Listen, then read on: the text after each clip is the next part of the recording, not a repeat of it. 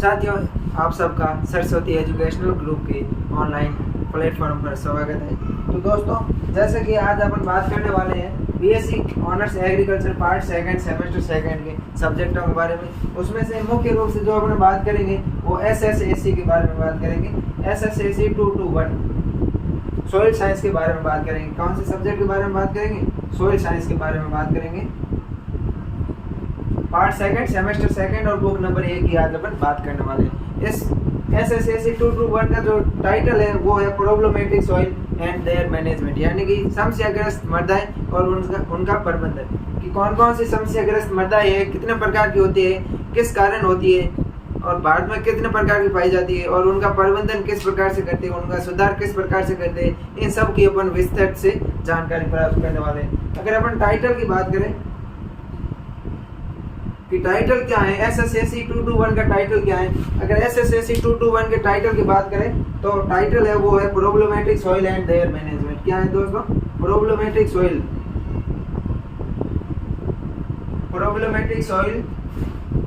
And there management.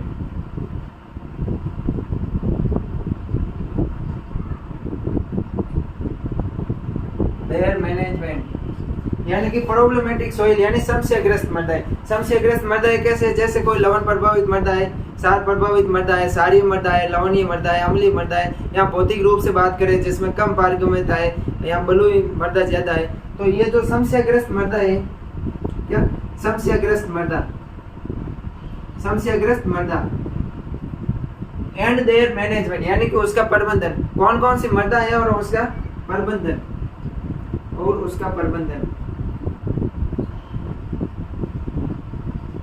ये है अपना सब्जेक्ट का टाइटल है। और कोड की बात करें तो एसएसएसी 221 है और ये है समस्याग्रस्त मृदा और उनका प्रबंधन। आज अपन बात करेंगे इनके सिलेबस एनालिसिस के बारे में। इनका क्या करेंगे? सिलेबस एनालिसिस करेंगे अपन कि कितने टॉपिक है जो इसमें है, इस सब्जेक्ट में अपन को किस हिसाब से पढ़ने हैं उन टॉपिकों को, ताकि अपने पेपर जो ज्यादा से ज्यादा क्वेश्चन हो और किस टॉपिक से कितने क्वेश्चन आते हैं, किस प्रकार का क्वेश्चन आता है, निम्नांत में कौन से क्वेश्चन आता है, छठा क्वेश्चन कौन से चैप्टर से आता है, वो अपन सब बात करेंगे। अगर अपन बात करें इसके पहले टॉपिक के बारे में, अब बात करते हैं अपन पहला टॉपिक की। एसएसएसी 221 की पहली टॉपिक है वो कौन सा है? इसमें कुल 11 टॉपिक है अपने सिलेबस में।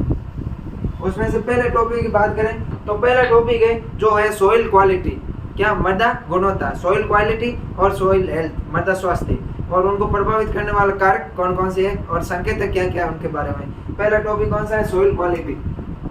कौन सा है टॉपिक? Soil quality. उनको प्रभावित करने वाले कारक कौन कौन से, इंडिकेटर कौन से, संकेतक कौन से। Soil quality indicator and major affecting factor the soil health, यानी कि मृदा स्वास्थ्य और मृदा क्वालिटी को प्रभावित करने वाले कारक कौन कौन से हैं। Soil quality and soil health, मृदा स्वास्थ्य और मृदा क्वालिटी, मृदा गुणवत्ता, इनको प्रभावित करने वाले कौन कौन से कारक है, कौन कौन से संकेतक है, यह है अपना पहला टॉपिक है। अगर अपन बात करें दूसरा टॉपिक, इस टॉपिक का अपन विस्तार से चर्चा अगली क्लास में करेंगे। आप तो सिर्फ अपन सिलेबस एनालिसिस करने वाले हैं। दूसरा टॉपिक की बात करें तो दूसरा टॉपिक वो है distribution of soil, problematic soil in different agro climate zone of India, यानी कि भारत के विभिन्न प्रकार के कृषि जलवायु खंड है, उनमें स्वास्थ्य समस्याग्रस्त मृदाओं का किस प्रकार से वितरण है उनके बारे में बात करें। अगर अपन बात करें तो दूसरा टॉपिक है वो है समस्याग्रस्त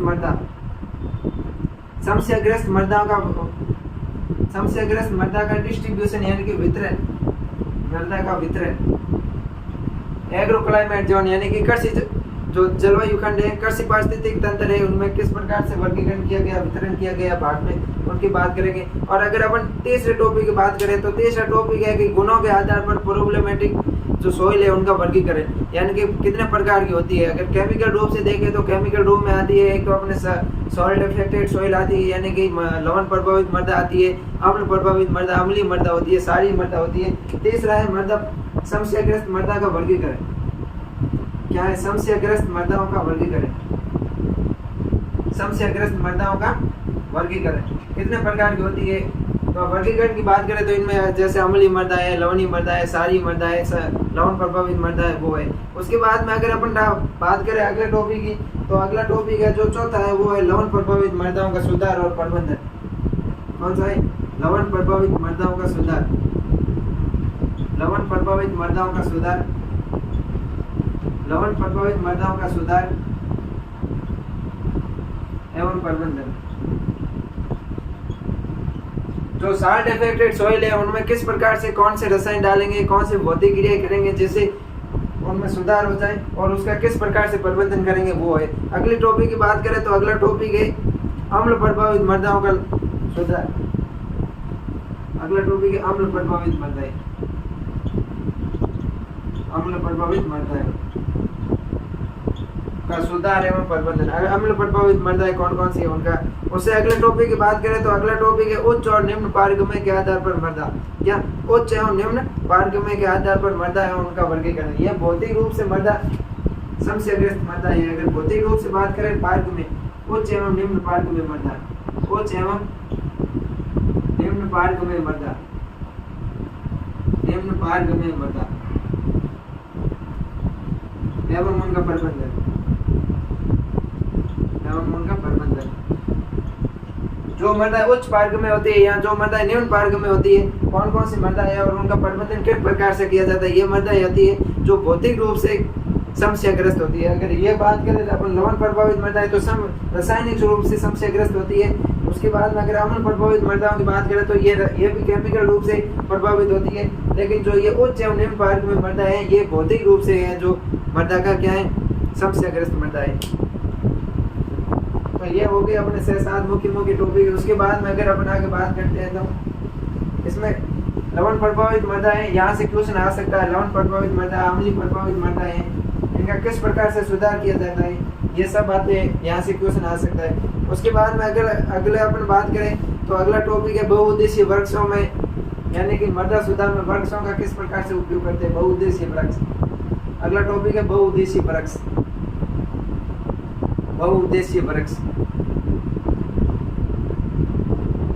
यानी कि वृक्षों से, बहुउद्देशीय वृक्षों से यानी कि विभिन्न उद्देश्य के जो वृक्ष है उससे मृदा का मतलब किस प्रकार से है, जो समस्याग्रस्त मृदा है उनका अपन प्रबंधन कर सकते हैं। अगर अपन बात करें रेतीली मृदा है तो रेतीली मृदा में क्या होता है, वायु से मृदा अपर्दन, जो वायु अपर्दन होता है वो ज्यादा होता है। उस वायु अपर्दन को रोकने के लिए अपन जो झाड़ियाँ होती है वो उसको लगाते हैं, जैसे सेवन है वगैरह उनको लगाते हैं। अगर अपन बात करें उन मृदाओं की जहाँ सेम की समस्या अधिक है तो वहाँ पर ऐसे वृक्ष लगाएंगे जिसमें वाष्पोत्सर्जन की दर अधिक हो, जो मृदा से जल अधिक सोखता हो, वहाँ पर वाष्पोत्सर्जन की अधिक दर वाले पौधों को लगाएंगे, विभिन्न प्रकार के पौधों को लगाएंगे। उसके बाद है भूमि उपयोगिता वर्गीकरण।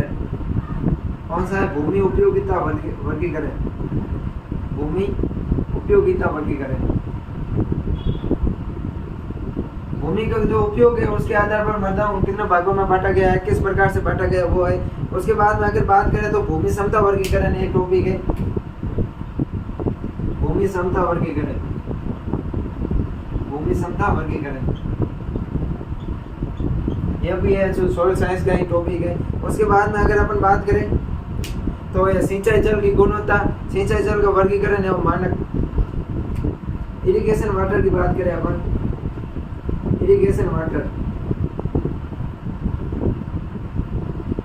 इरिगेशन वाटर सिंचाई जल, इसके क्या गुण होने चाहिए कि उसमें कैसे गुणवत्ता होना चाहिए, वर्गीकरण, गुणवत्ता और उनके मानक, क्वालिटी, क्लासिफिकेशन एंड स्टैंडर्ड्स। उसके बाद में बात करें कि कृषि में निम्न गुण वाले जल का किस प्रकार से उपयोग किया जा सकता है, utilization of poor quality in agriculture, यानी कि कृषि के अंदर जो निम्न क्वालिटी का जल होता है, निम्न गुणवत्ता वाला जल, निम्न गुणवत्ता वाले जल का उपयोग, निम्न गुणवत्ता वाले जल का उपयोग कृषि में, उपयोग जल का कृषि में उपयोग, कृषि के क्षेत्र में निम्न जो गुणवत्ता का जो जल होता है उसका किस प्रकार से उपयोग किया जाता है। उससे अगले की बात करें तो ये अपने मुख्य टॉपिक थे, 14 टॉपिक, 11 टॉपिक थे। कुल कितने टॉपिक है? 11 टॉपिक है जो 20 से 25 क्लासों के अंदर अपने क्लियर हो जाएंगे। तो कल से अपन शुरू करेंगे इसके पहला topic soil health and soil quality, यानी कि मृदा स्वास्थ्य और मृदा गुणवत्ता। मुझे आशा है कि जो मैंने आज आपको बताया ये आपको समझ में आया होगा। लास्ट तक वीडियो देखने के लिए थैंक यू, धन्यवाद।